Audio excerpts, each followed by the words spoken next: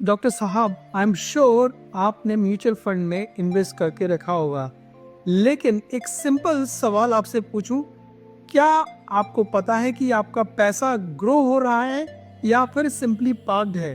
क्योंकि mutual fund की दो मेजर कैटेगरी होती है, डेट म्यूचुअल फंड और इक्विटी म्यूचुअल फंड, और दोनों का नेचर डिफरेंट होता है।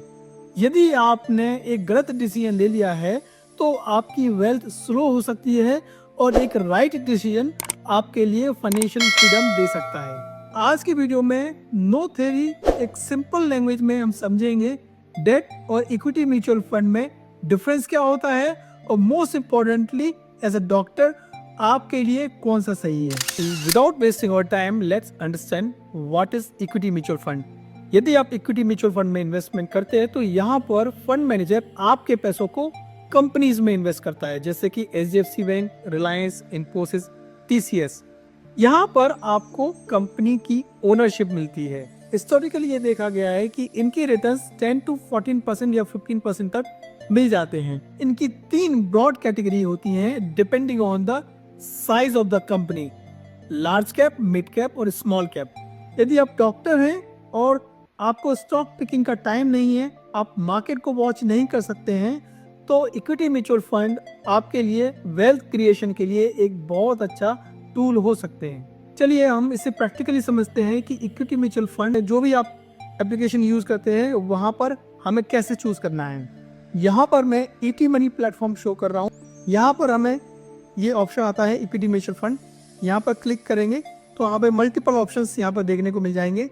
वहाँ पर फर्स्ट कैटेगरी आपको मिलेगी लार्ज कैप, फिर मिड कैप और स्मॉल कैप। यदि हम लार्ज कैप में क्लिक करते हैं यहाँ पर, तो वहाँ पर लार्ज कैप काफ़ी सारे फंड्स यहाँ पर देखने मिल जाएंगे हमें।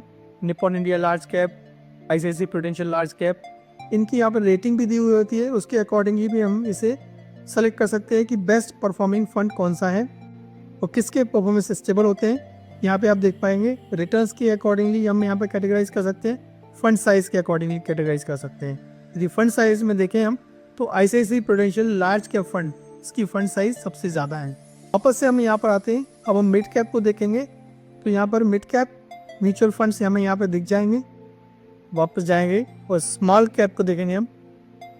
स्मॉल कैप में आपको यहाँ पर अगेन दिख जाएंगी स्मॉल कैप फंड्स। यहाँ पर आपको मल्टीपल चॉइसेस देखने को मिल जाएंगी और इनको कैसे चूज करना है। अब क्वेश्चन ये आएगा दिमाग में, तो आप मेरा एक लास्ट वीडियो जाके जरूर देखिए, वहाँ पर आपको मिल जाएगा कि हमें फंड्स को सेलेक्ट कैसे करना है। चलिए अब हम बात करते हैं डेट म्यूचुअल फंड की। डेट म्यूचुअल फंड में फंड मैनेजर आपके पैसों को गवर्नमेंट सिक्योरिटीज में, डेट इंस्ट्रूमेंट्स में, फिक्स असेट्स में लगाता है। ये हम कह सकते हैं कि एफडी का एक फ्लेक्सिबल ऑप्शन है। यहाँ पर एनुअली हमें 5 to 8% तक के रिटर्न देखने को मिल सकते हैं। इनके रिटर्न्स स्टेबल होते हैं, लो रिस्क होते हैं और रिटर्न्स भी लो मिलते हैं। यदि आपको इमरजेंसी फंड के लिए पैसों को रखना है, यदि अपने पैसों को प्रोटेक्ट करना है, शॉर्ट टर्म गोल के लिए रखना है, तो डेट म्यूचुअल फंड्स आपके लिए बेस्ट होते हैं। चलिए अब हम देखते हैं डेट म्यूचुअल फंड्स। यहाँ पर ये आपको second category debt mutual funds की दिखेगी। यहाँ पर आपको दिख जाएंगे मल्टीपल ऑप्शंस आपको मिल जाएंगे। आपको overnight, liquid, ultra short, based on the duration, based on your goal, आप यहाँ पर अलग अलग डेट म्यूचुअल फंड की कैटेगरी सेलेक्ट कर सकते हैं। असेट एलोकेशन का एक गोल्डन फॉर्मूला होता है, ये हमेशा आप याद रखिए, 100 minus your age equal to debt allocation.